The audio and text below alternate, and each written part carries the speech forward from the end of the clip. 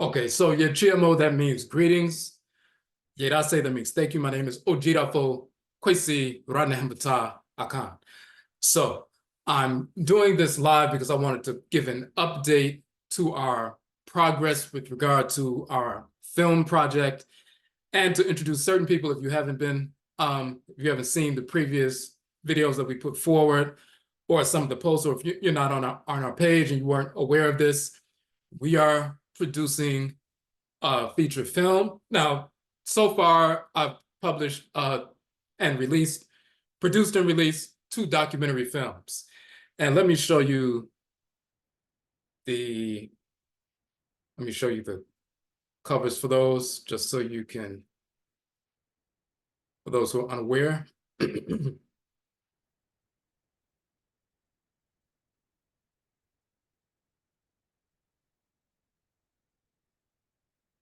We recently released a documentary film, which is on our YouTube channel in October.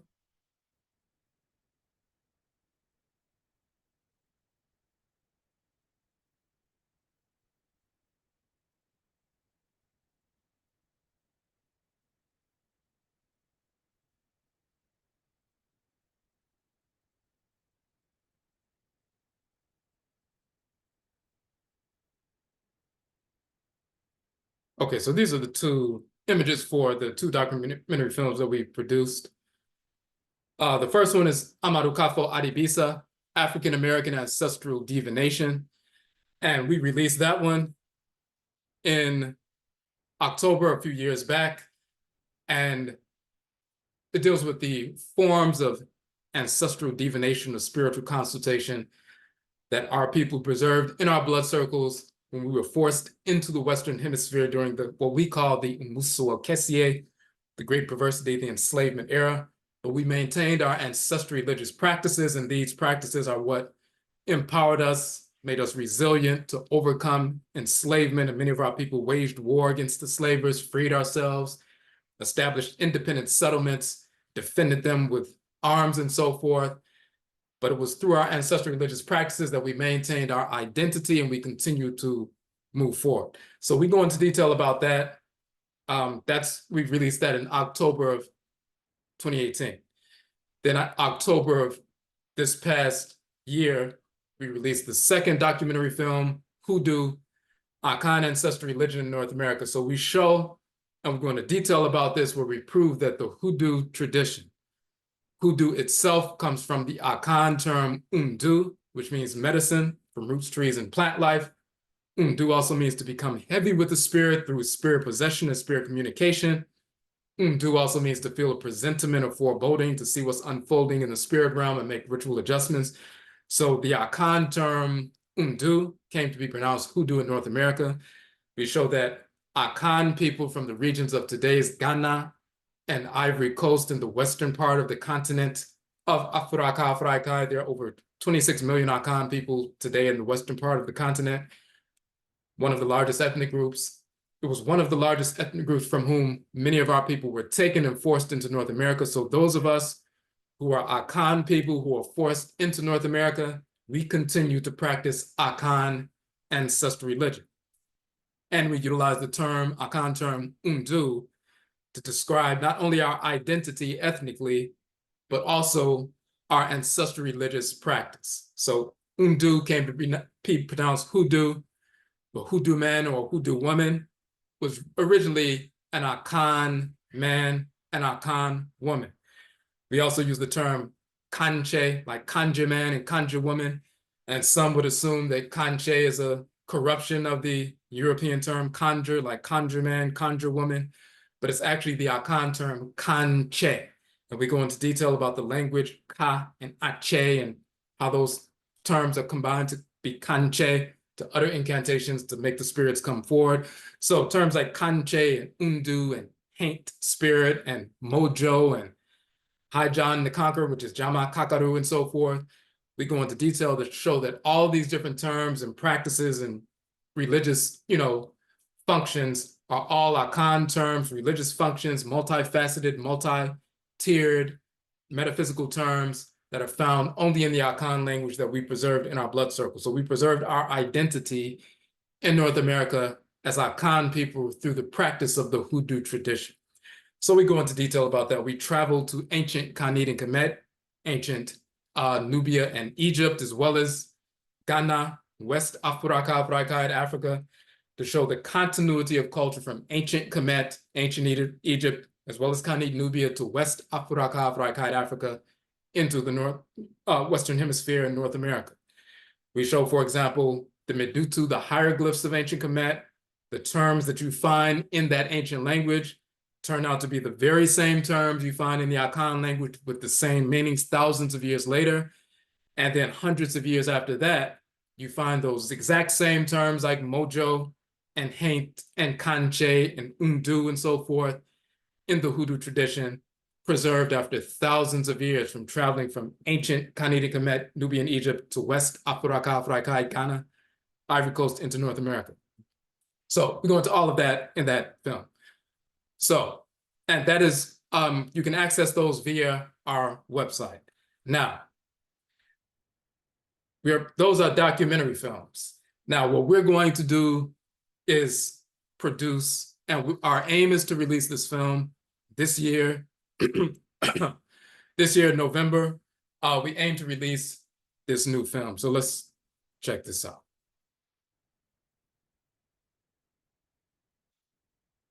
So you see the title of the film, When a Woman Stalks a Man, Legal System, Mental Illness, Spirit Children, and Hoodoo.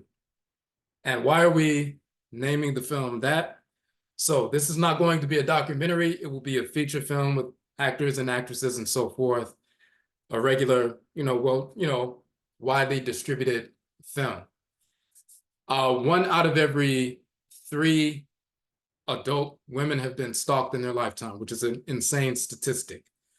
1 out of every 6 adult men have been stalked in their lifetime, which is also an insane statistic. This particular story is my own personal story of having been stalked for the past 5.5 years by a mentally ill woman who just recently was sent back to the psychiatric hospital on April 25th. We were in court. Once again, I've been before a judge over 17 times over the past 2.5 years. First, to attain an anti-stalking order against this individual. She violated the anti-stalking order. We had to go from civil court to criminal court. She was convicted guilty of violating the anti-stalking order. She was given a year probation. 1 week later, she violated the anti-stalking order once again. We had to go back to court. She was found guilty at a show cause hearing. Her probation was revoked. She went to jail. She was released from prison. She violated the anti-stalking order again, and another criminal contempt charge was filed. In the midst of that, she also filed a defamation suit and so forth, a frivolous defamation suit, hundreds and hundreds of pages of misinformation and so forth. We won that defamation suit. It was thrown out by the judge, and then she filed an appeal with the appellate court. That was thrown out. Well, she filed an appeal with the appellate court for this particular defamation case. That appeal is being considered now. The original anti-stalking order, she filed an appeal for that. She wanted that thrown out. That appeal was rejected by the appellate court, and then she moved forward in this manner. Let me show you something just to give you an idea of what we've been dealing with and the kind of thing that will end up in the film. Hold on a second. I want to show you a document.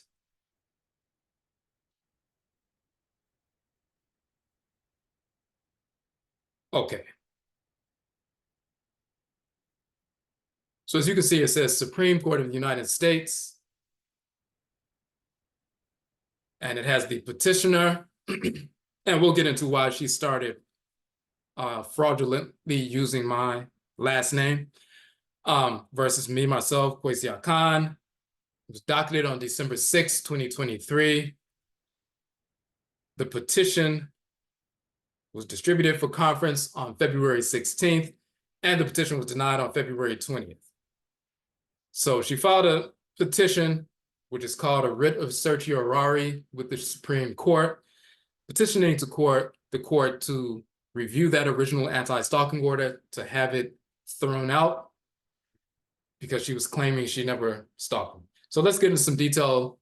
I'm going to give you an overview of what's been happening over the past 5.5 years. And then we're going to get into how you can invest in the film, receive either a consultation fee if you are not able to invest.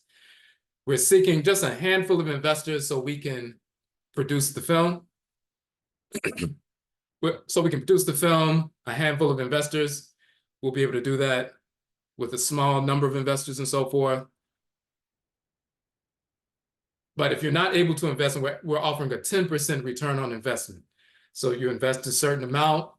Once the film is released, of course, you get the principal back plus a 10% return as well. If you invested $2,500, then you'll get $2,750 back.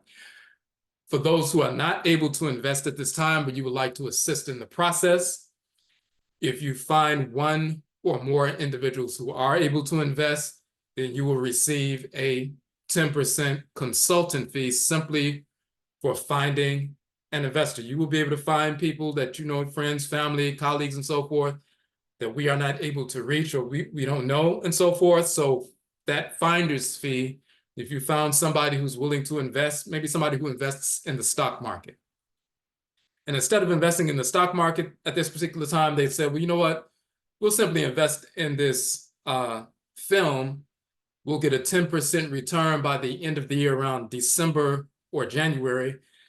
Most people who invest in the stock market, they're not receiving a 10% return on investment within, 6 months and so forth. So it's a better investment. So if people, for example, are, who invest in the stock market, or they invest in other, they're venture capitalists and so forth, and you direct them to us and they invest, say they invest $5,000, then once the film is released, they'll get their $5,000 back plus 500 plus 10% return on their investment.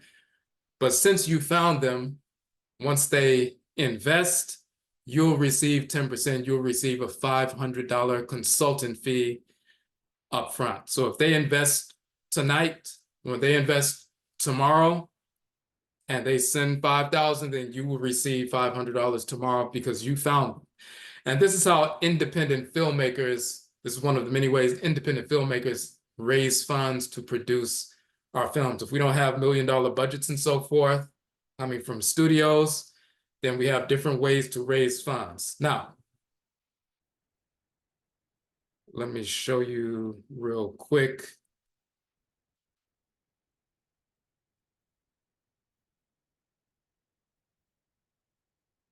I'm going to show you a couple of things. And just to give you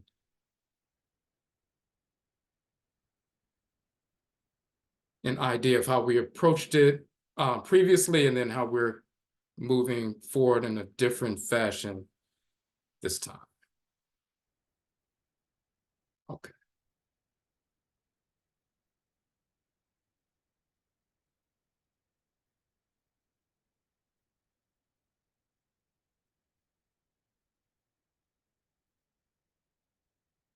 Okay. So as we mentioned before, this is the flyer for our first film that we produced in October. We released in October of 2018. And we did a crowdfund effort for this particular film. And when we did the crowdfund effort, for this particular film, it was a documentary. The overhead was a little bit lower. We went from city to city. You see the sisters Mama Mawusi Ashakir, who's in Cincinnati. We went to Cincinnati to film her segment, Rakit Kajala Niyaya Nebet in Georgia. We went to Atlanta to film her. Sashat Tut Ankwajet, we went to Florida to film hers.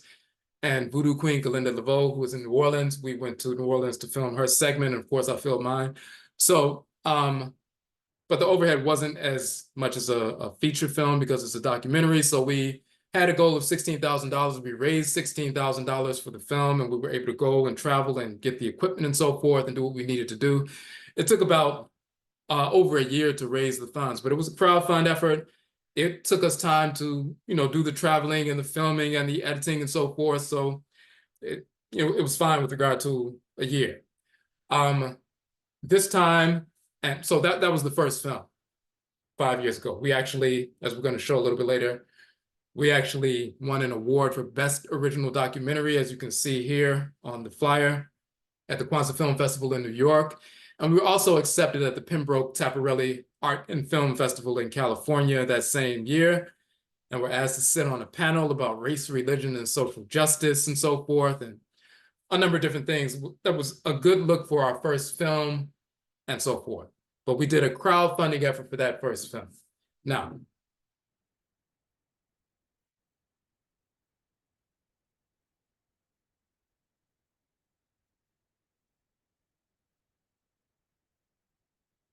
our second film we just released in October. We did a crowdfunding effort for the second film as well. But once again, this is a documentary film, so the overhead is a little bit less. Now, the film that we're working on now is a feature film. Actresses, actors, different locations, permits, and so forth. We have to pay for a cinematographer because of the different angles and lighting and so forth. When we did the documentary film, we didn't have to utilize that level of technology as far as varying angles and so forth, and the lighting and so forth. It was more of a realism kind of shoot. So if you're going into the home of someone who has a shrine, an ancestral shrine and so forth, we take the cameras in, kind of like a reality kind of show and so forth, a realist kind of show. And as it appears, as if you were walking in yourself, we do it that way. So we didn't have to, lighting wasn't a key element. We could depend on the, natural light from the sun and so forth during the daytime, or if it was early evening, we were to do that.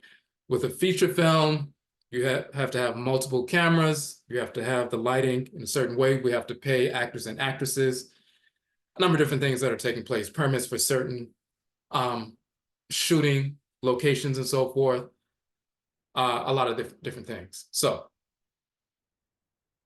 let's switch over right quick to the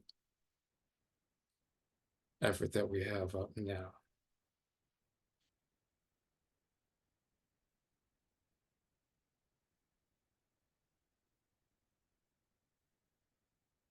Now, initially with this film, what we did was we did a 13-part series. I'm going to touch on the 13-part series, detailing my experience. In total, the 13 parts, and they're all on our YouTube channel. In total, the 13 parts are over 4 hours.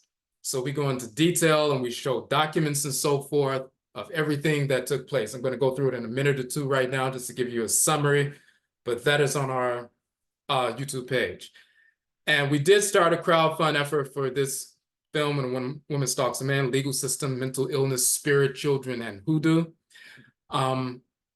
But then once we realized that we really need to do this at this particular time, and we're going to talk about why it's important to release it later this fall and so forth, you'll see why. But we needed to raise a larger amount than the previous, crowdfund efforts. And we can do that much easier with investors as opposed to, donations. But let me go through the 13-part series first. So on the crowdfund page, we go through some basic elements. Not going to go through the entire story. You can watch the whole thing for free online, and you'll see the basic elements, or you'll see all the detailed elements of everything that took place. But basically what happened is, I've been an author for a number of years. I've published a number of books on Afro-Akani, or African ancestral religion, culture, nation building, restoration, holistic health, a number of different things. So we've published the books. We teach online courses. I have 31 books that are published. We have a number of online courses that we teach. There was a time we were doing Blog Talk Radio before Zoom became more prominent. We were doing Blog Talk Radio broadcasts that were based on our books and articles and so forth. Every year we have 3 different conferences throughout the course of the year, annual conferences. People come out from different, parts of the country to learn about ancestral religious practices and holistic health and nation building and community and a number of different things, family-oriented events. So this is what we've been doing for a number of years. So this individual came to one of our events in here in Washington, D.C. She attended one of our conferences. She introduced herself after the conference was over, just like within a couple of minutes. We had a couple of minute conversation. She said, "Hey, I just appreciate your work. I've been looking at your videos and reading your books and so forth online. I came from Kansas to come to this conference." So she traveled from Kansas to come to DC to attend the conference, which is not uncommon. A number of people come from different states to come, participate and so forth. And we just exchanged, pleasantries, and that was that. So what ended up happening was a number of months later, she sent an email stating that the Supreme Being and the ancestral spirits revealed to her that she is my divine complement or twin flame. She was assigned to be with me, incarnated to be with me, reincarnated to be with each other and so forth, and how happy she was to know that that was the case and so forth, and just went on and on about that detailed email. So of course I responded, explaining why that's not accurate and how people can get spiritual messages misconstrued and so forth. And she responded by thanking me for the response, and she felt a little embarrassed, but she didn't, she was glad that I responded in the way that I did and detailed how people can get spiritual messages misconstrued, especially if they've gone through traumatic events.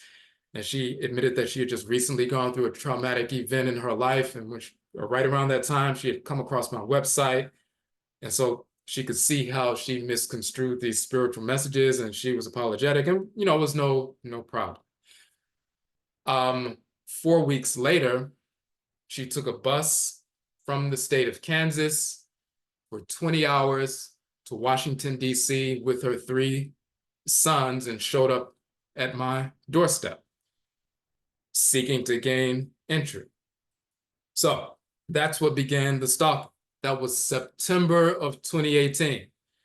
Of course, I didn't allow her in my home. She was trying to, she said she didn't have anywhere to go, and she spent the last bit of funds that she had on this one-way ticket to DC, just popping up at my home. I never gave her my address.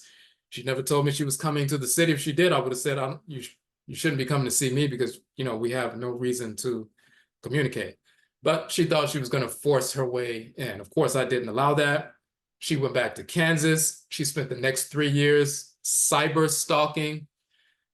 She was blocked on social media. I blocked her on all social media, but she was using my website and posting my books and posting articles and links to me and so forth. She started using my last name, and since she was blocked, I didn't know any of this was happening. And people were assuming that we were married and we were part of the same organization. They saw her posting all my books. They were posting my events and posting my articles and, using the same language that we use when we were writing about linguistics and so forth. People assumed that we were working together until somebody sent me that information and said, "Hey, have you seen this?" And once I saw that, I had to put out a PSA, because one other thing that she was doing, she put out a website claiming to be the owner of a Black township in Kansas. And she was saying that this is an ancient township, and she's Black, and she's also African, but she's also Native American, and this is her ancient township, and she's the owner of the town, and she's suing the government for billions of dollars. She created a township website, and she had a board of trustees for this town that really doesn't exist. She had business license opportunities, telling people, "Hey, you can open your Black business in this Black town." And some people were excited. They thought it was a real town. And they were like, "I would love to open my Black business in a Black town, like a Black Wall Street or something like that." Problem is, she had my face and my image and my name on the board of trustees of this fake Black town.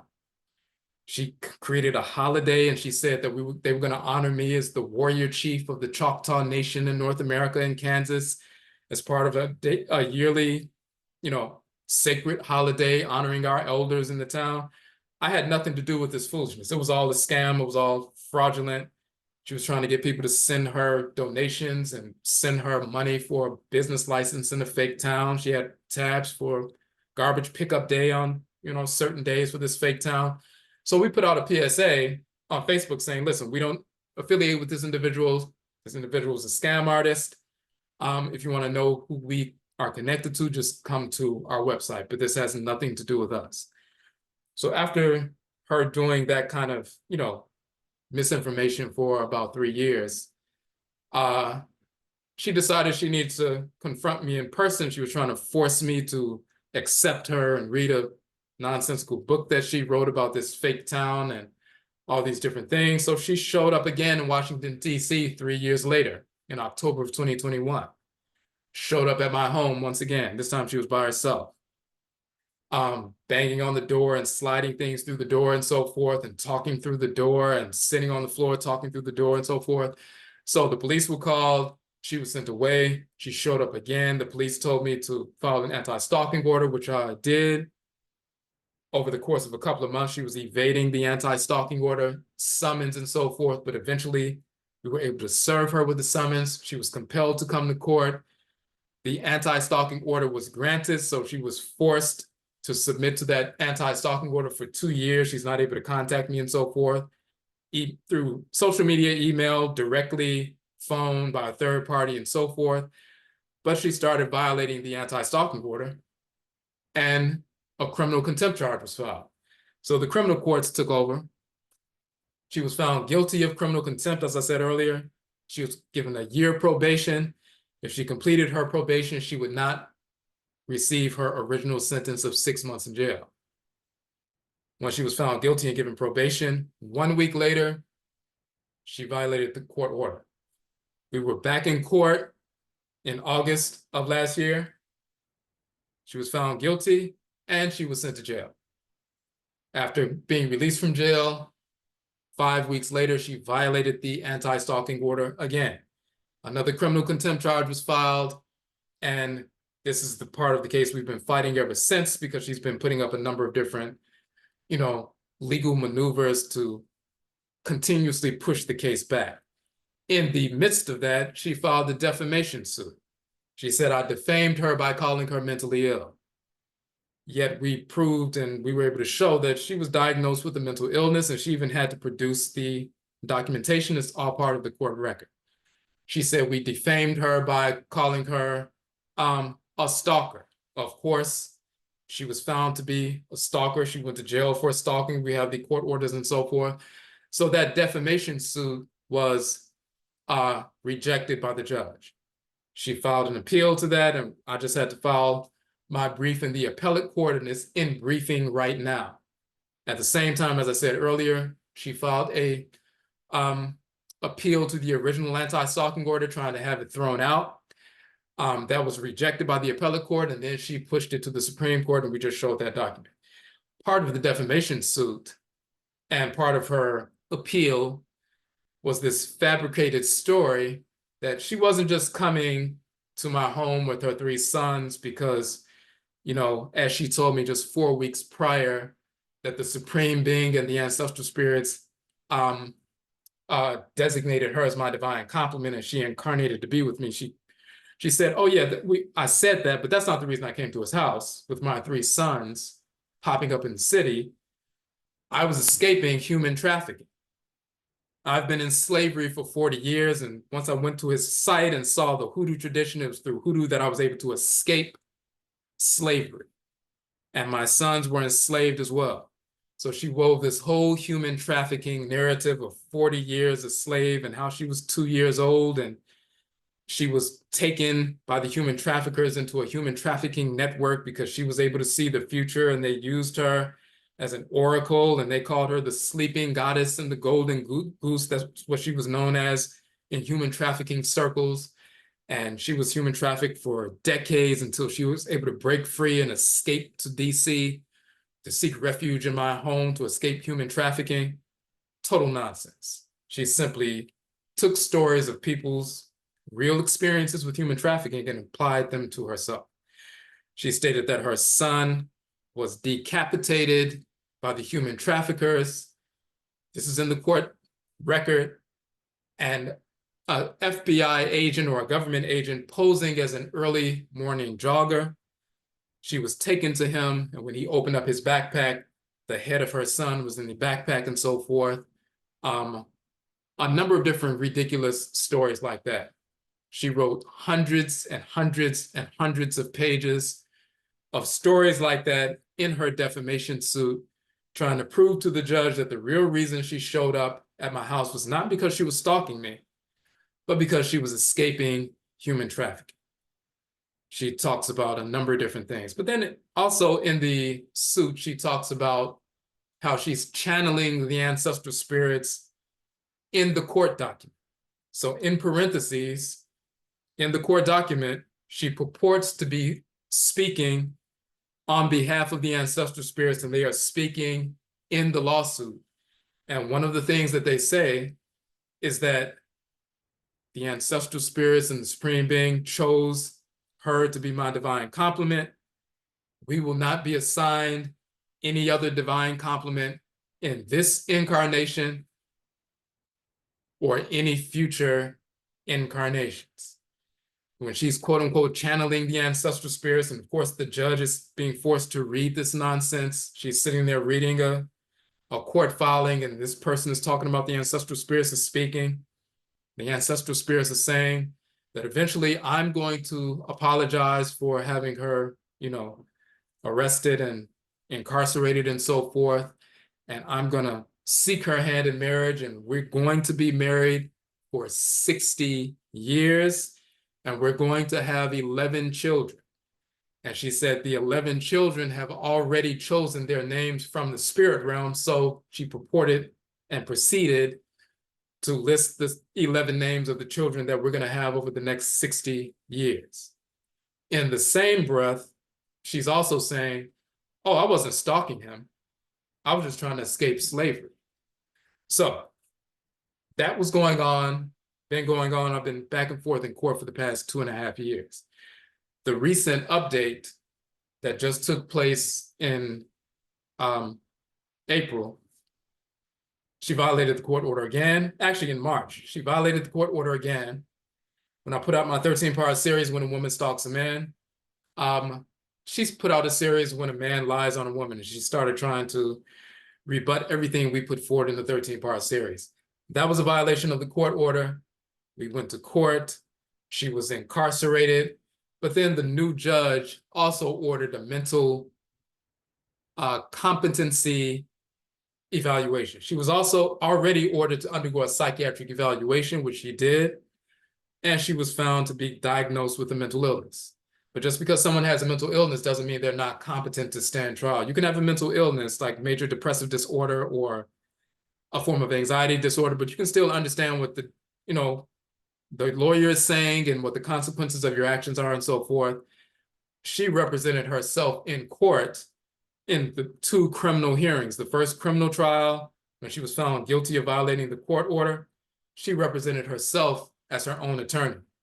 So when they were prosecuting her for violating the court order for stalking me, instead of the defense attorney getting up and having me on the stand and cross-examining me as to why I'm saying his client is stalking me and violating the court order, she had her defense attorney dismissed, and she represented herself.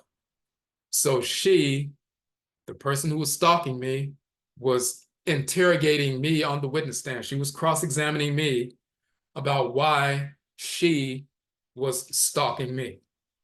And that was in the first criminal trial and the hearing, the probation revocation hearing in August.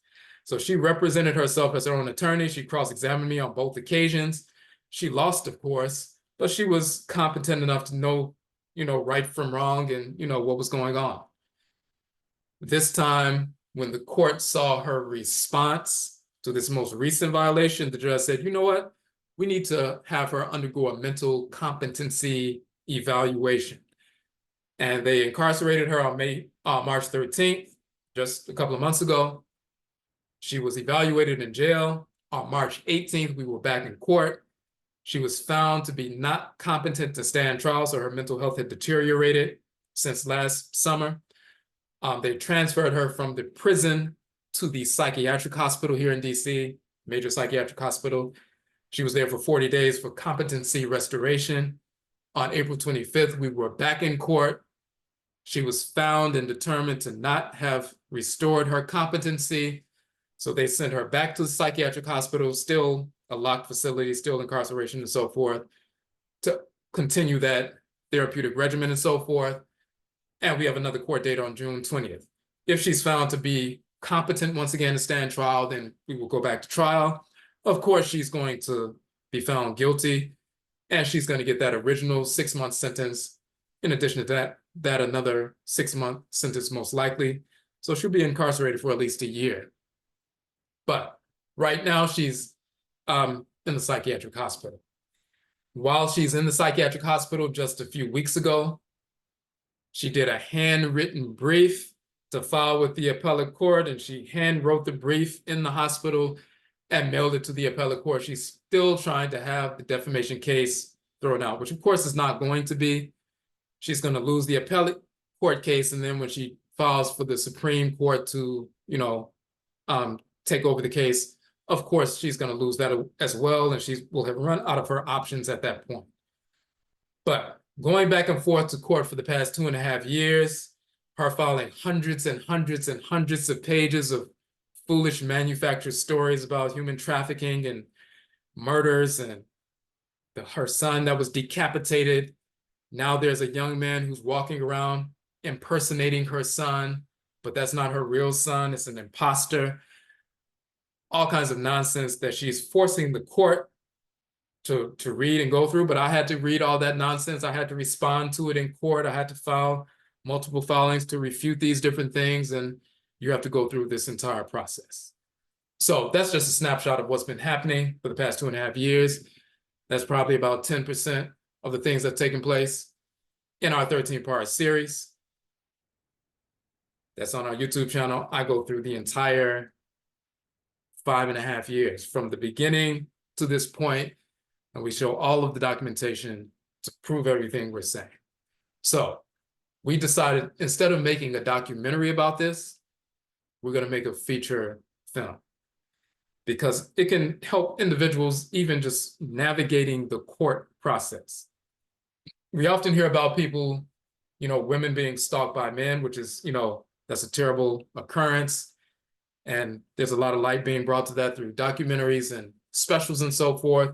You rarely hear about men being stalked by women and what actually takes place, especially if the person is, number one, mentally ill, and number two, very litigious, where they will clog up the court docket with hundreds and hundreds of pages of nonsensical information that people have to respond to and have to file briefs in response, and then she gets a chance to respond to that, and then you have to file another brief and so forth.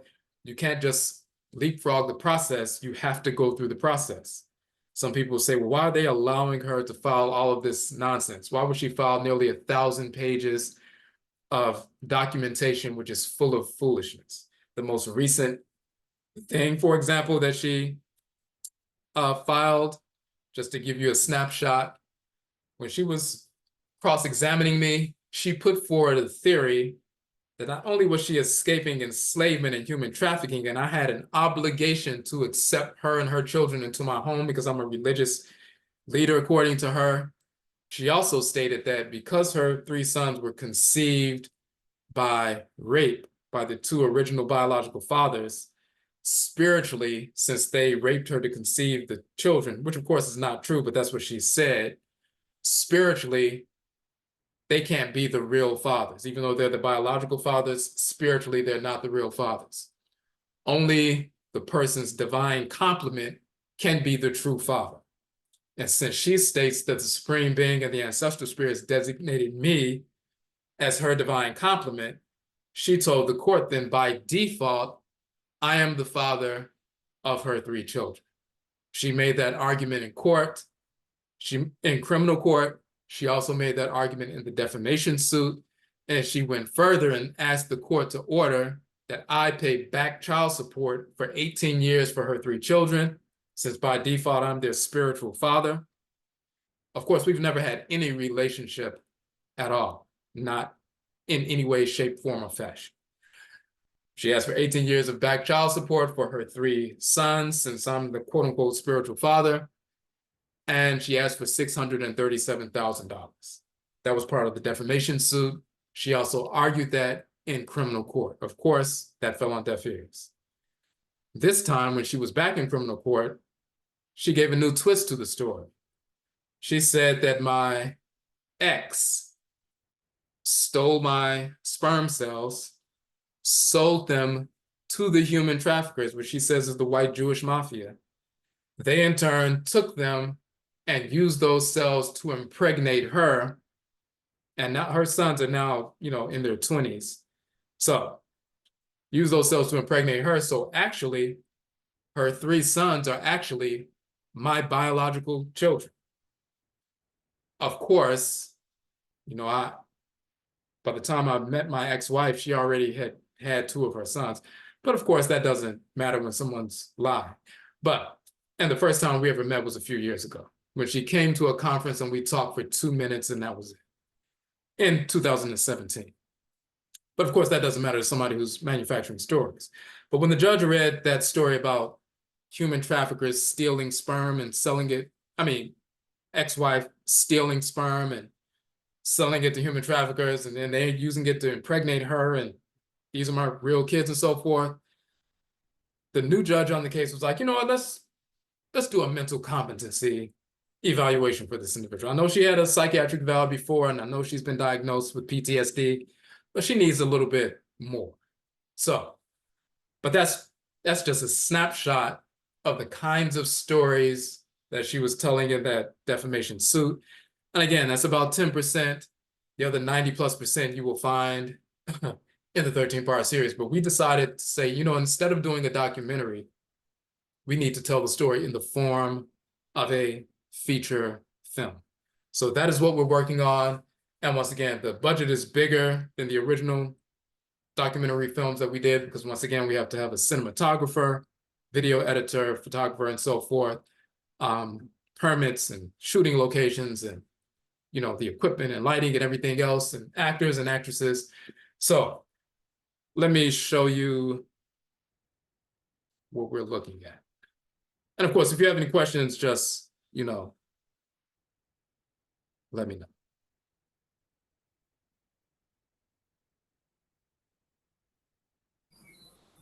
Crazy.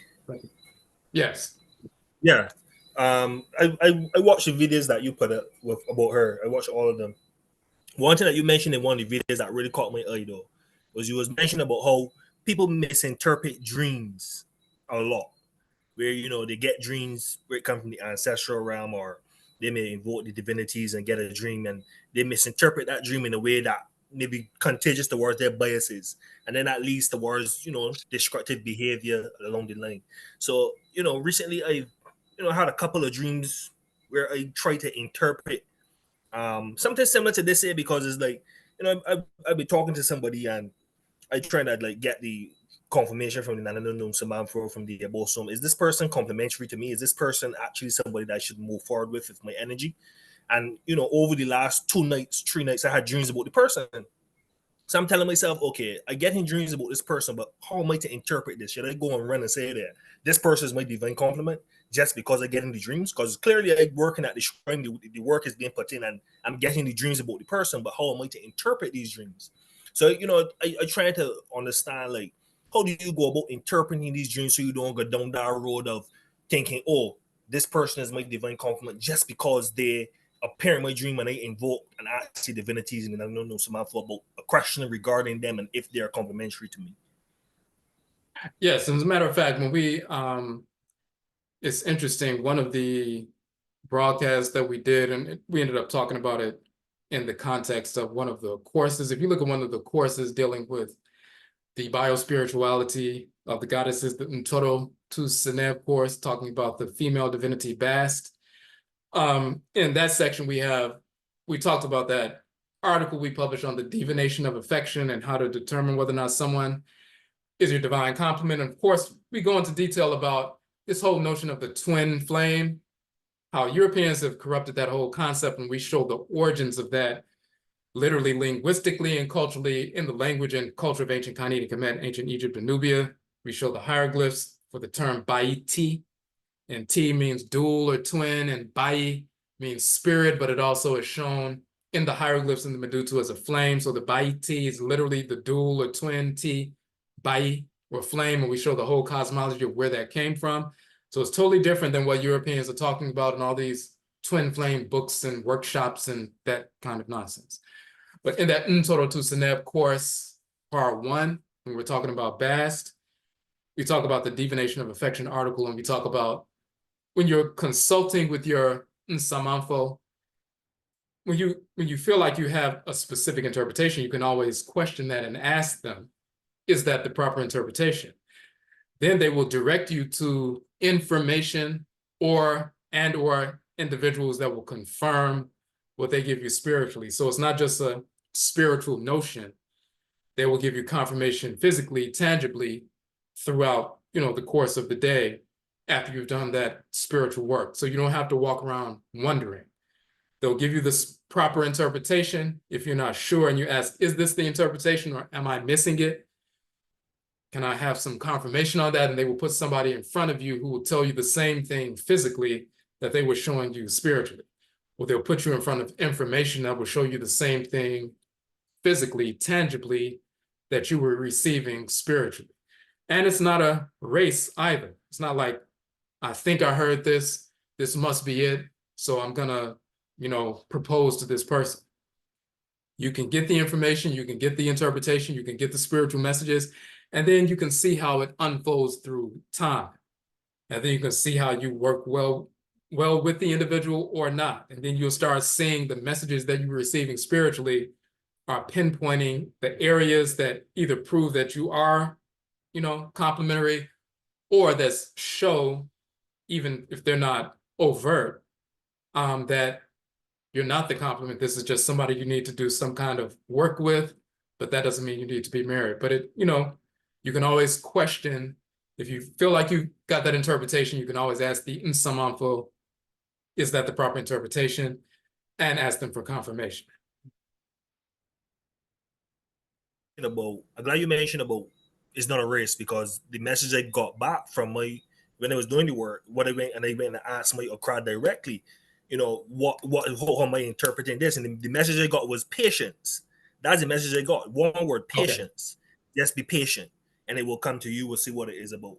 So yeah, absolutely. And that patience will go a long way, because you'll see, you may have some inclinations at first, but as things unfold, it's kind of like you can't rush the unfolding of a plant and so forth. Once the seed is planted, germination takes place and the sprouting happens, and it unfolds according to natural cycles. So you won't rush the process. You will see as it unfolds what kind of plant is it. When it first comes through the soil, if you didn't plant it, you may not know what's unfolding. But once it unfolds and you see the buds and you see the flowers and so forth, then that's a revelation of what was taking place in the underworld or underground, months previous. So when things start unfolding in the relationship and so forth, or your interaction, you start to see what was, in the quote unquote underworld or in the unseen or mental realm with regard to the individual and spiritual. You start seeing that unfold, but it will unfold through time.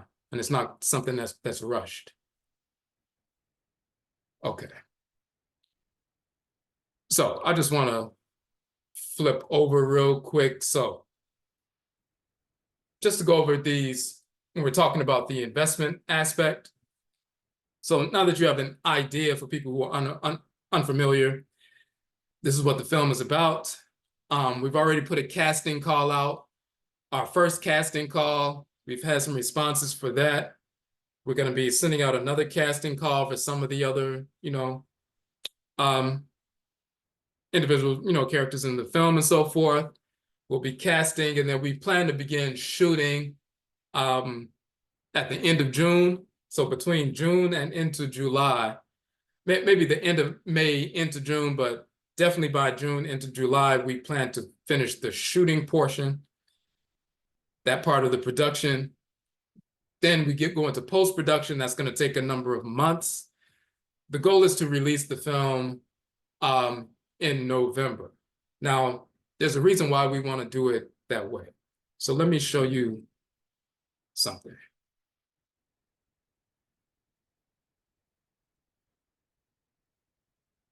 Just give me a second. And of course, if you have any questions, you can post them in the chat room or on YouTube, on live.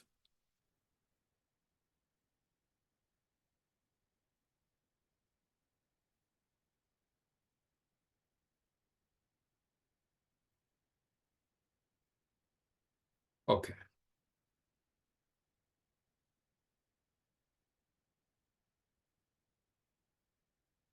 Now let me give you a snapshot, and this ties directly into the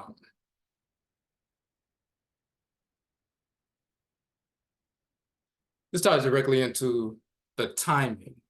Now, you saw on February 20th, the Supreme Court denied the person who's been stalking me, they denied her petition, February 20th, just a few months ago. February 20th was also a court date, so they denied her petition to reject the original anti-stalking order. But she was also in court on the criminal matter on February 20th. There was a status hearing. That day, I received an email from the Assistant Attorney General who's prosecuting the case. She updated me as to what took place that day on February 20th, which was a Tuesday. And she said there was going to be a status hearing on March 13th. That was February 20th. So I got an update. There was a court date for the criminal case on February 20th. It also turns out that that same day, the Supreme Court ruled on her petition for the writ of certiorari for the original anti-stalking order, and it was ruled in my favor in reality.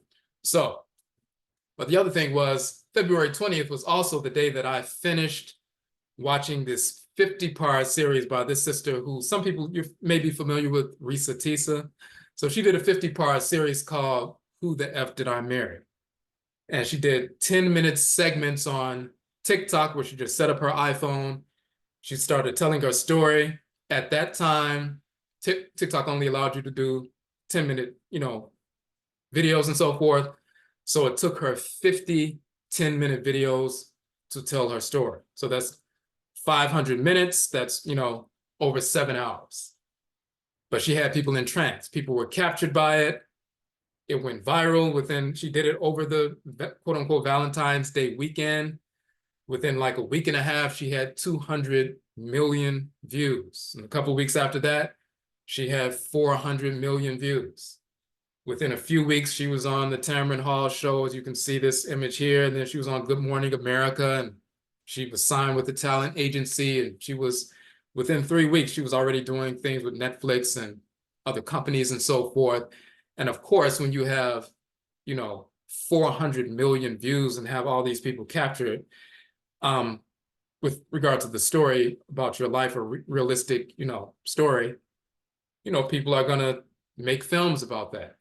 We already know she's in the works of having a film released, whether it's Tyler Perry or Ava DuVernay or whoever is going to do it. Hundreds of millions of people have seen her series. They loved the series.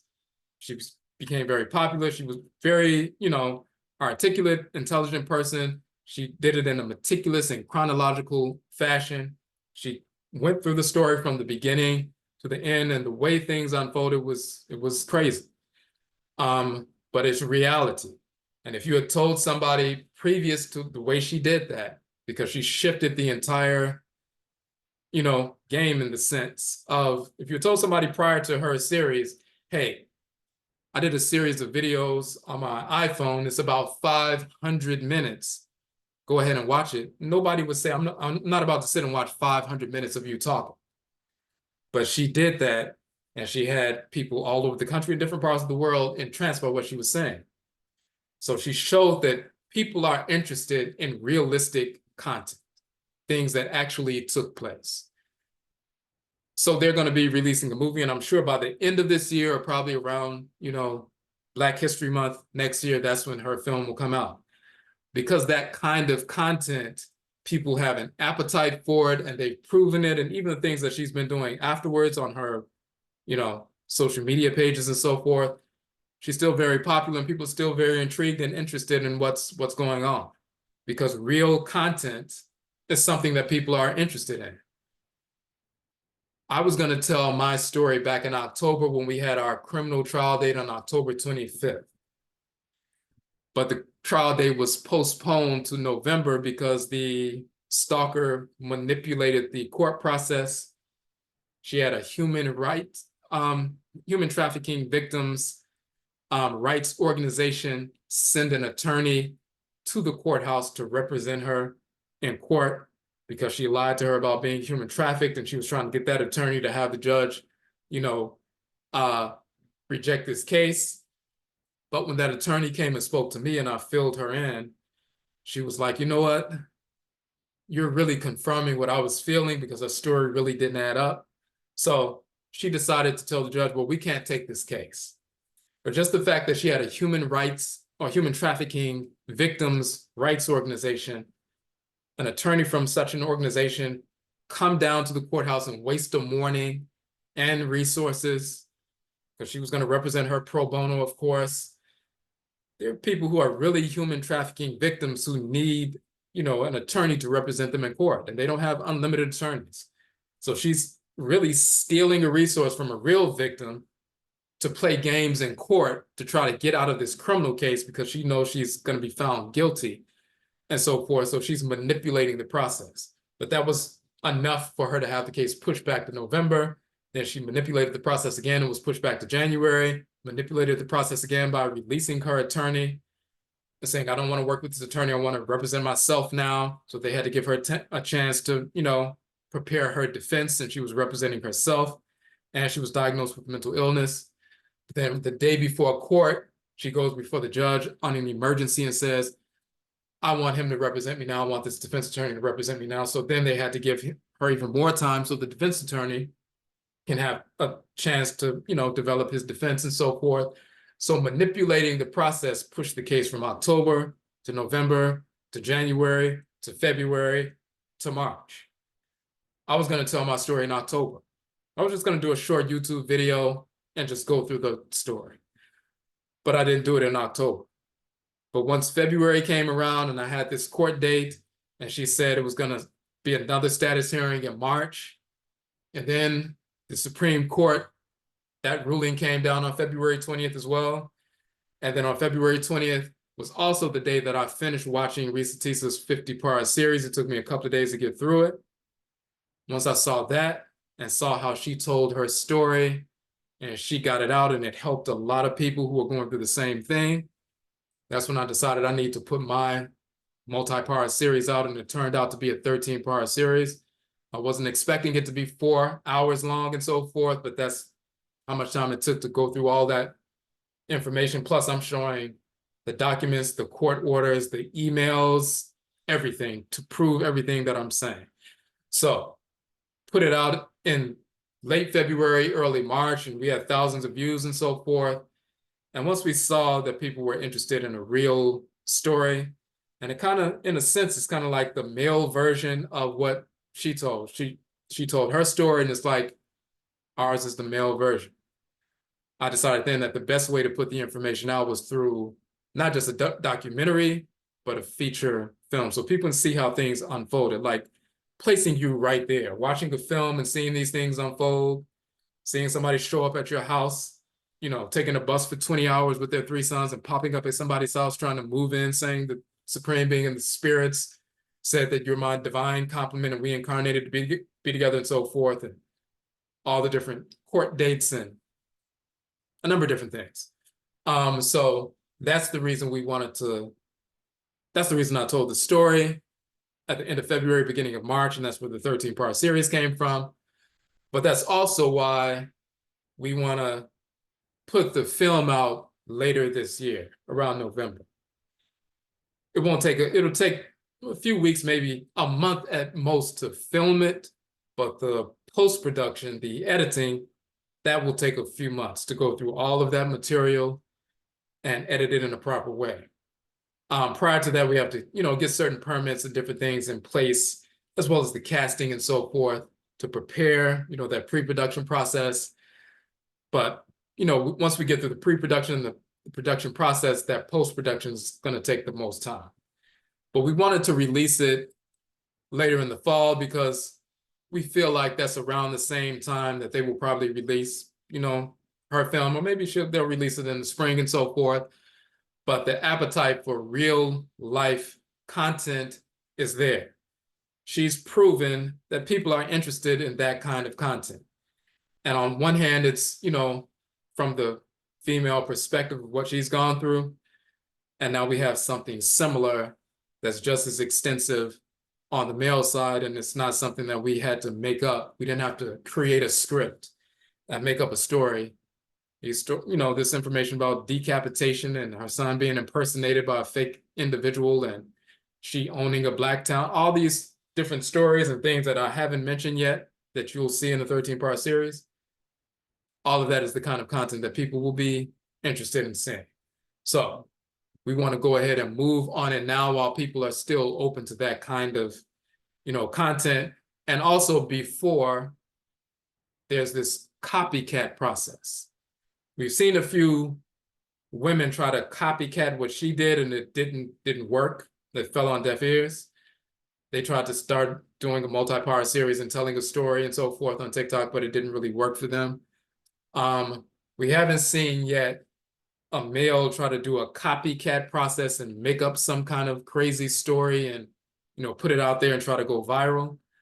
But our story is not something made up, it's real life. This is something that I've been going through since October of 2018 to this very moment, even just recently being in court and just a few weeks ago having to file a brief with the appellate court because she's fighting the ruling in the defamation case. So it's still ongoing, but it's a real life story and people will be helped by that. So that's why we want to get it out now. So that's why another reason we would need investors so we can finance it that way. If we did like we did the original film and just did a crowdfund effort, it may take a year or more to raise the funds like it did before. It took over a year. But we don't want to wait a year or a year and a half before we release this film. It's time to do it at this point. So let me just go over the particulars. And then we'll be done. We can take some questions and so forth.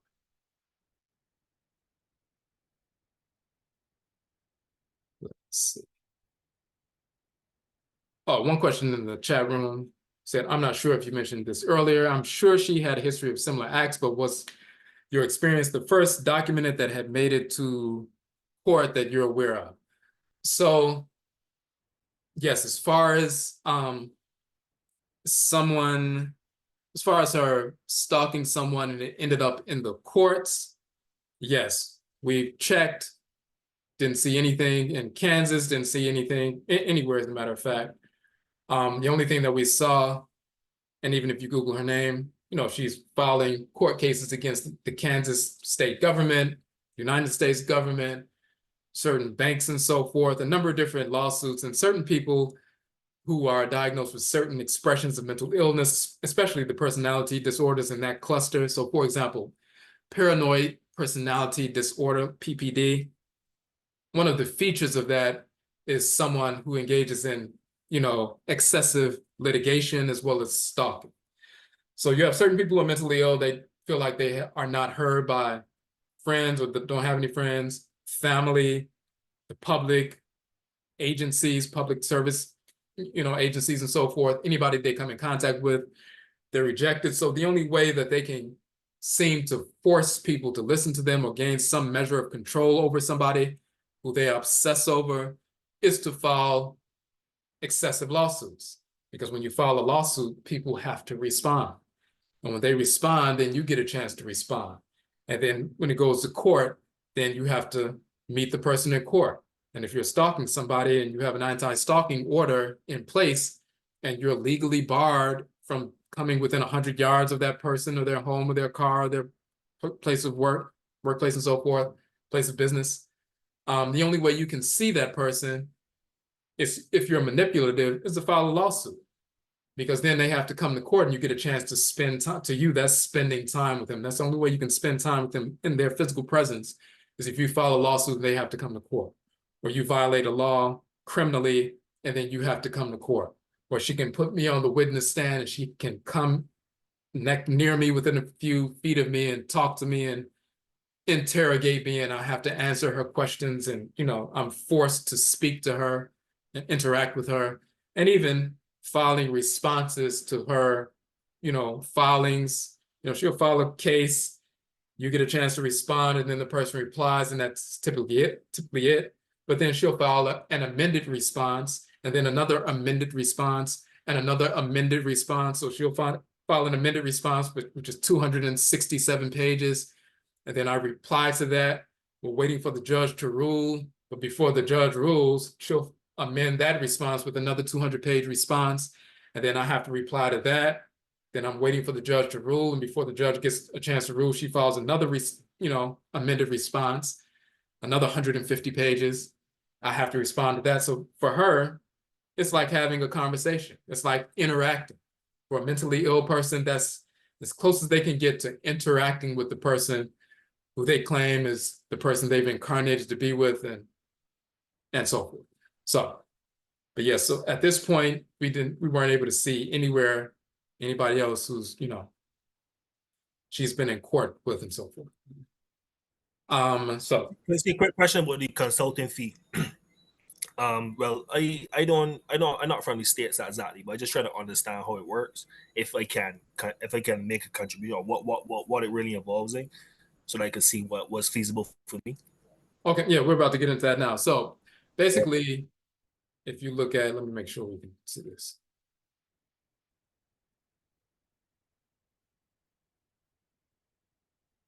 So we're raising the funds. So instead of, as we said, instead of just a regular crowdfund where people just donate, if somebody wants to invest, so we have two different options. You can invest, say, at first we had the entry point at 2,500. That was the minimum investment amount. Somebody asked if we could lower that, so we decided to lower it. Let me show you that piece real quick. Hold on a second.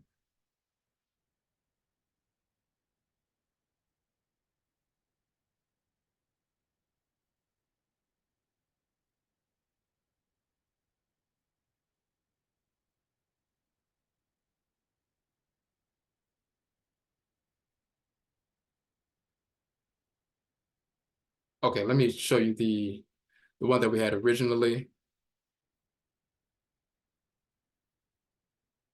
The only switch with regard to this one,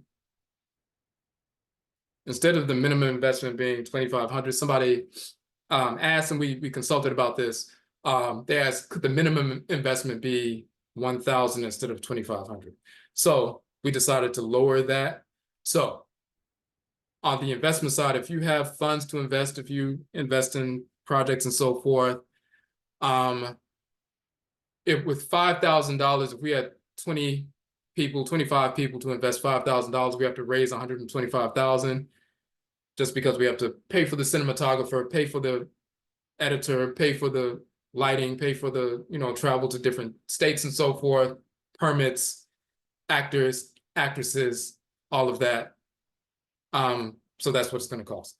So if we have 25 investors at 5,000, we can do that. Even with half of that, we can start the filming process. We get about 10 or 11 people can invest $5,000. We can start the filming and we can complete that portion.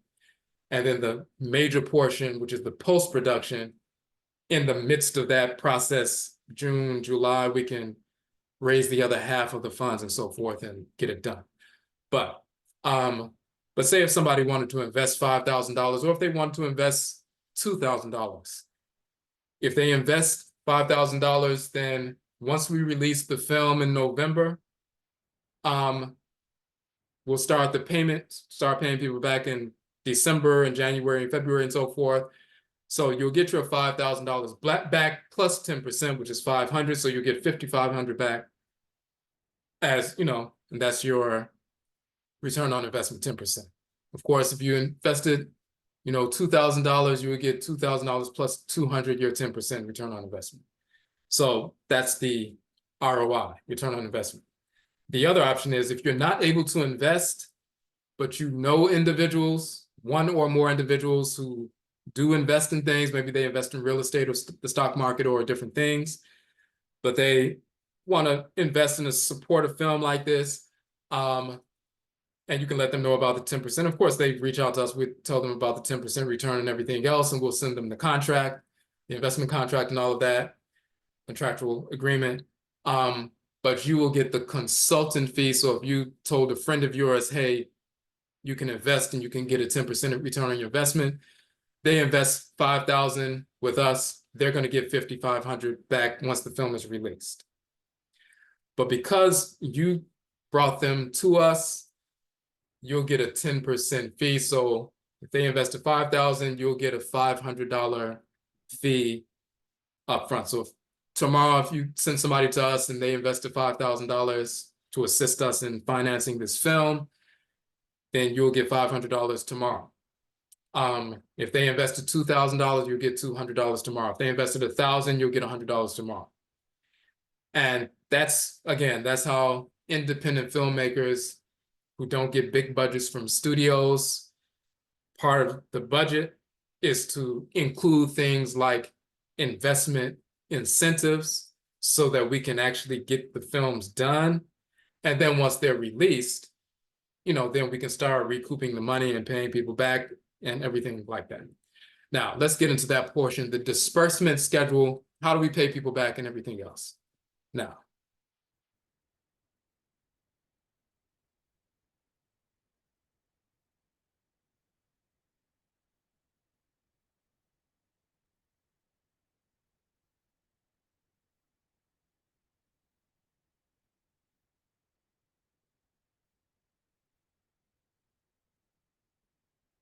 second, this up.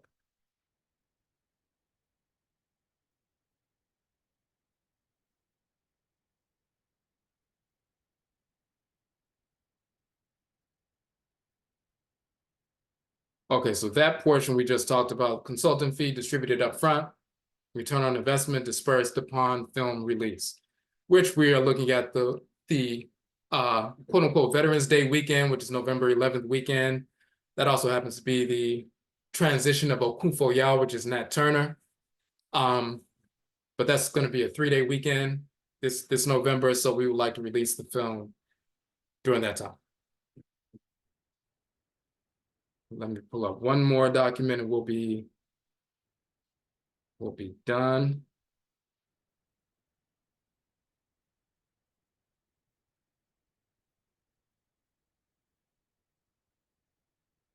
Okay, so this is important as well.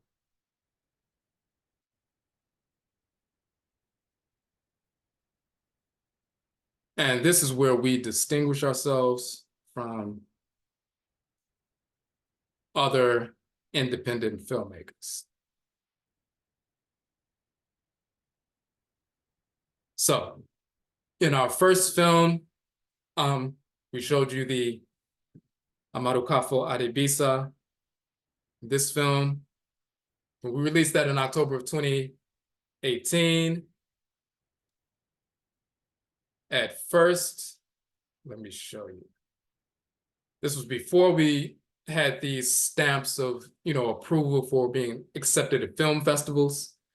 Let me show you the original poster.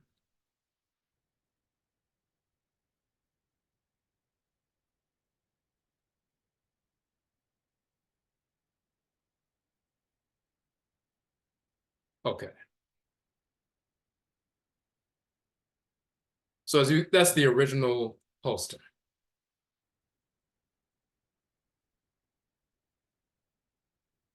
So we released it in October of 2018. Now let me show you the schedule.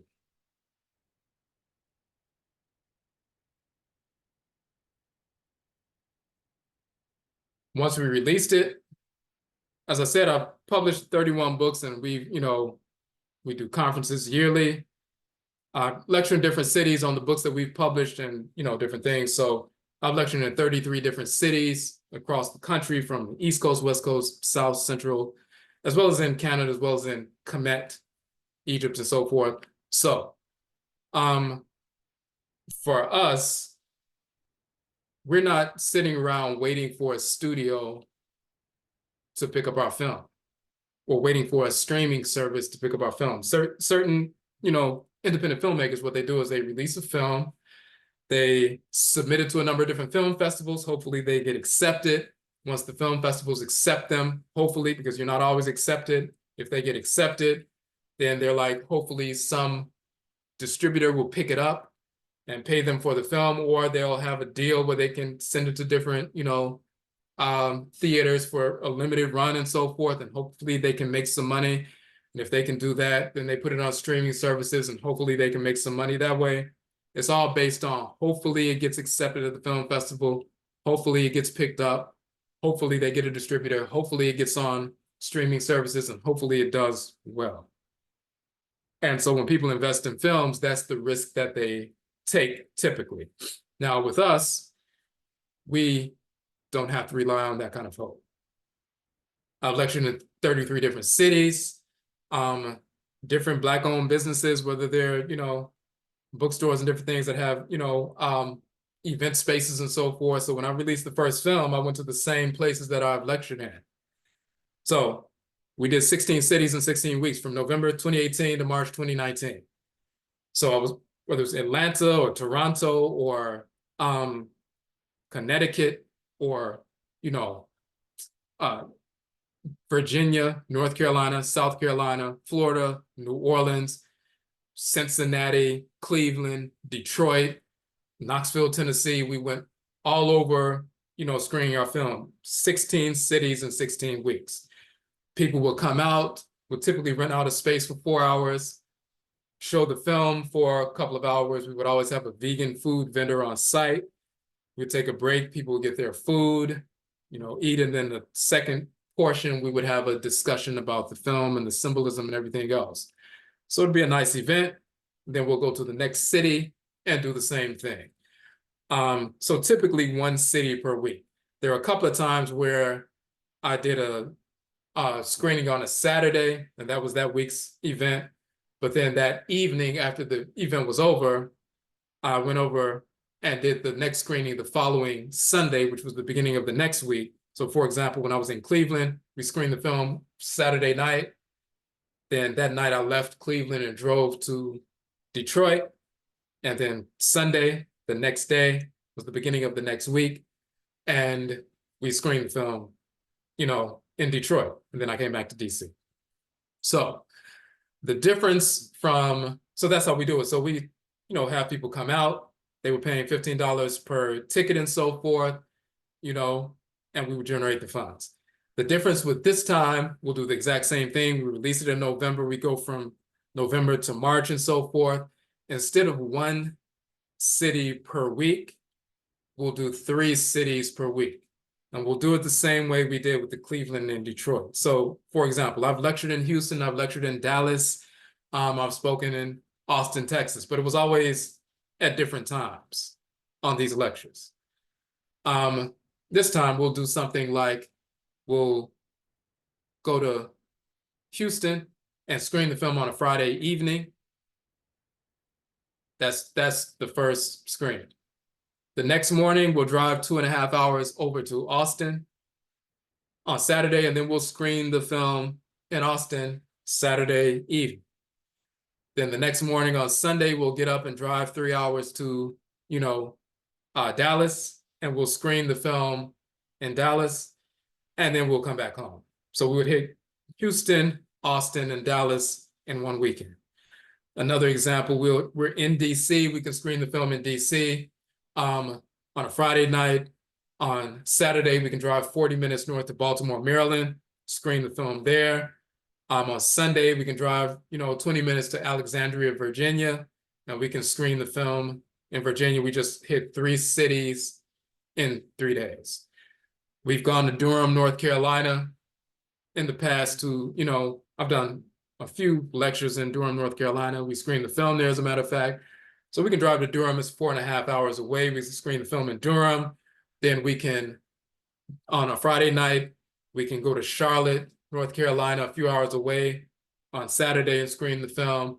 Then on the way back, we can go to either like Wilmington, North Carolina, when we're on our way back to driving back to DC, and screen it on a Sunday afternoon and so forth. So we can do 3 cities per week instead of 1 city per week. So just like we did 16 cities in 16 weeks, and that was our first time doing it. So we're just seeing how it worked out. But again, we've done 33 cities in the past lecturing, and there were other cities that we couldn't make it to that people were asking us, hey, when are you coming to our city? So we'll be able to hit those other cities as well that we weren't able to make it to. And then sometimes we can do 1 city more than once. So for example, when we went to Atlanta for the first film, we screened it there. People loved the film and everything, but when we left, we went to other cities, Toronto, Connecticut, and so forth. And there were a number of people who said, man, we missed you in Atlanta. Are you coming back? Because we didn't get a chance to see the film. So a few weeks later, we scheduled another event in Atlanta, since we were going to be in the South anyway. And, people came out, the people who missed it the first time. We did the same thing in Jacksonville, Florida before, where people came out to an event, but some people missed it. And since we were going to be in the South anyway, we did that. So we can hit the 33 cities that we've already been to, those who were already asking for us, another 10 or 15 that were asking for us to come out that we weren't able to make it to. And then certain cities who want us to come more than once. We can easily do 60 cities in 20 weeks. This is something that we've done just lecturing for years. So 100 tickets, $20 each. That's $2,000. So 100 people come out in Durham, North Carolina. That's $2,000 on Friday. Charlotte, North Carolina on Saturday, $2,000. Wilmington, North Carolina, $2,000, and so forth. So we can make $6,000 in a week. 10 weeks, that's $60,000. 20 weeks, $120,000 minus expenses and so forth. So we can generate $120,000 in revenue within 20 weeks. We can add on a few more weeks, and we'll get past the $125,000 plus the amount that the 10% return for people who invested. So we'll have the funds just based on our own footwork to pay people back. We're not dependent on hoping the film gets picked up at a film festival, hoping the film gets picked up by a distributor, hoping the film gets on streaming services or the ones that we want them to see, like Netflix and so forth. Other independent filmmakers, that's what they have to rely on. They have to rely on hope, and hopefully it does well. For us, we already have a network in place. All we have to do is go out, and people are already waiting. People who have seen the first 2 films, and the first film we did that whole process. The second film we just released in October, and we were going to do the same process again, but then when this whole piece came forward, and we did the 13-part series, and we realized that we needed to do a feature film for this instead of just the 13-part series. What I decided to do was I held off on traveling for the Hoodoo film, and I put the Hoodoo film on YouTube, and the Hoodoo film is free on YouTube. Now, the other film, you can purchase it for $11 and so forth. Now, we had the Hoodoo film, you could purchase it for $13, and we were selling it that way. But we decided to put the Hoodoo film for free on YouTube, and then people, they see it and they like it. At the end of the film, we say you can make a donation, or you could join our Patreon group, where you have access to the first film and all of our 40 online courses and our books and so forth. For $7.77 a month, you can subscribe to our Patreon group, and you can have access to our films and books and everything else, and podcasts and everything else. But since we put that film out for free because we wanted to focus on this film, the people who saw the first film, as well as the people who've seen the Hoodoo film and they saw it for free, and they know this film is coming out, every city we go to, there are going to be people who are looking forward to the film coming out. All the 33 cities we've gone to before and lectured at before and screened films before, those people will come out, and the ones who missed it last time, they will come out, as well as the cities that we're going to go to that we were not able to go to before, they'll be looking forward to it. So again, we don't have to wait and hope for a studio to pick up our film. If they do, that's fine. We feel like that probably will happen because of the nature of the content. It's when a woman stalks a man. It's like the parallel to the Sister Risa Teesa's film and so forth. But ours is legal system, mental illness, spirit children, and hoodoo. And once again, when she told the courts that I'm the spiritual father of her 3 children and therefore I owe back child support, she wanted me to pay child support for spirit children, not physical, biological children, but spiritual. And then her bringing up, talking about escaping slavery because she learned hoodoo from our website. We can give a proper explanation of what the hoodoo tradition is in contrast to the misinformation she put forward all throughout the court system. But that figures prominently in the way she, told her false stories and the way we had to correct that. So when people are watching the film, they're going to see how all of that unfolds. So, so that's what it is. This is what we're working on. We aim to release the film in November, but we can only do so through raising the funds to finance the film through an investment option as opposed to just having a regular crowd fund where people make donations. We do have a crowd fund if people want to make donations, but we don't feel like that will happen quick enough to take advantage of the interest that people have in real life stories like this, as evidenced by the sister and her series. And when we put our series out, thousands of people started downloading and watching it on YouTube. So even the people, 8,000 people who have checked out our 13-part series on YouTube, those individuals, once they find out that the feature film is coming to their city, they'll be interested in coming out to see the film as well. So we have a built-in audience to distribute the film to ourselves, so we won't have any problem paying back our investors starting the month after the film is released. So we release it in November, and then we start paying people back in December. So, okay. So that is what I want to share with you all tonight. Hold on one second.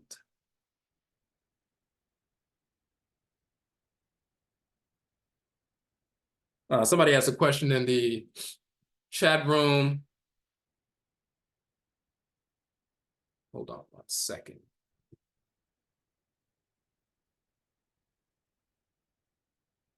Hold on, give me 1 second. I just need to.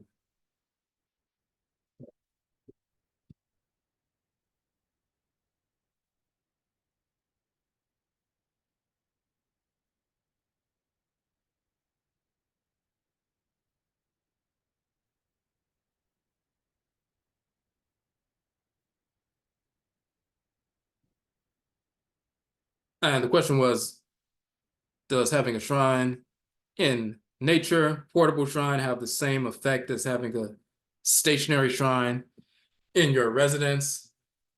Yes, it's a point of contact. So whether you have a point of contact with your Nsamanfo, your ancestresses and ancestors in nature, or you have a portable shrine in a space and so forth, if you don't have a space where you can have a stationary ancestral shrine or shrine for an abosom divinity and so forth, yes, it's a point of contact. So it's no different than if you had to contact your relative, if you had a big, nice home and so forth where they can come and sit down and communicate with you, or if you had to meet them somewhere, out in the park and so forth because you didn't have your own space at the time to meet with them. The key is it's a point of contact. Chrissy, Yes. following up on the thing, definitely can see what you can do in terms of the contributions or whatever I can front up, see what I can contribute. And I guess a quick question for you: when you communicating, especially over the last few weeks, I had some communication with my non-known Samanfo where I actually see for the first time, like, actual like silhouette, shadow, like that sort of like communication. And it was just kind of like, for me, it's like, even though you know the culture, even though you know the reality of it, it still is a crazy, amazing experience when you actually see it, because it's like every single thing that you saying and every single thing that you preaching and you broadcasting and you teaching to other people, it actually rings home true when you see it for the first time in your real eyes, and you see that it's not, it's very real. And it does awaken you and make you, it grounds you. That's the right word I'm looking for. It grounds you, it really does. And yeah, that's just what I wanted to say, man. Yes, no, I know what you mean. Yes, we can hear about, read about things and study things and so forth, and people can teach about culture and so forth. But yes, once you have direct experience, that's what's key. And sometimes our Nsamanfo will, and when we use the term Nsamanfo, for those who are listening, Nsamanfo in the Akan language means the ancestresses and ancestors, the community of ancestresses and ancestors. So sometimes the Nsamanfo, your ancestresses and ancestors, will gradually reveal themselves like that because they know how we have been conditioned. And if they just show up fully and radiantly and so forth, some of our people will be scared, apprehensive, because we're not accustomed to that. Even though we may be interested in ancestral religious tradition, we've still been conditioned, growing up against our own traditions by white pseudo supremacy and so forth, who tried to paint our traditions as evil and devil worship, all that nonsense, when in reality they're practicing the fake religions and ours is the real thing. So, but since we've been conditioned, sometimes they know that if they just would show up spiritually, tangibly in front of us, some of us might be shook a little bit. So they will gradually reveal that, in concert with our level of comfortability. So, but yes, direct communication is key. This is the page. We'd initially, remember I said we set up a crowdfund effort at first, but then we were like, you know what? We set up the crowdfund effort. It still exists. If you want to make a contribution, it's fundraiser.com. And we'll put the link in the description for this video, fundraiser.com/ when a woman stalks a man. So we put it up initially because, at first that's what we were thinking about. But then when we realized, no, we need to complete the film this year, by this fall, because this is the time frame that people are interested in this kind of content. They're very open to that. So we don't want to push it back a year or two. So we decided to move forward with the actual financing through investors as opposed to the crowdfund effort. So we didn't really focus on the crowdfund effort anymore after we set it up. So you see, somebody contributed when we first set it up. But once we switched over to the finance part, we really didn't focus on that, but it still does exist. We haven't really been posting that because, but if you want to contribute, if somebody wants to contribute, of course you can. Anything will help us in that effort. And you'll see that we talk about it. We talk about it in detail. We give a synopsis, but then we give a link to the video. Originally we did it in 13 parts. And then we went ahead and did we pulled all 13 parts together in one video.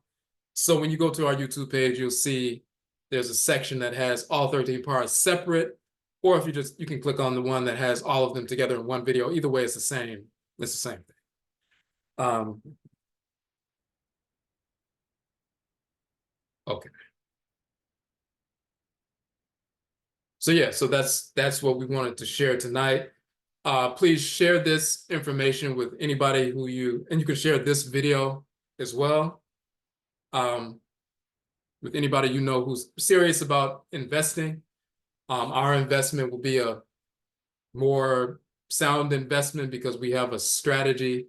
Again, it's not based on hoping people will, hoping a studio will pick up our film or license the film to be shown in different theaters. We already have the network, and as soon as we drop it, just like we did with the first film, we're going to go from city to city. So and we already have, a network in place. So if you know someone who is interested in investing, send them this video as well as the information on our, social media and so forth, website. They can send us an email. I'll put a link to the email where we constant contact email where we go into detail about this process, and they can email us and we will send the contractual agreement and so forth, and we can work it out. Okay. So I just want to make sure.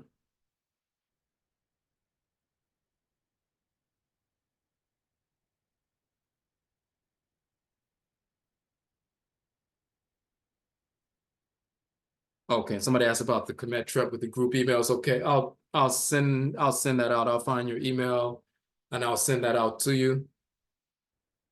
I'll find that out. I'll find that email tonight and then I'll send it out to you. Okay.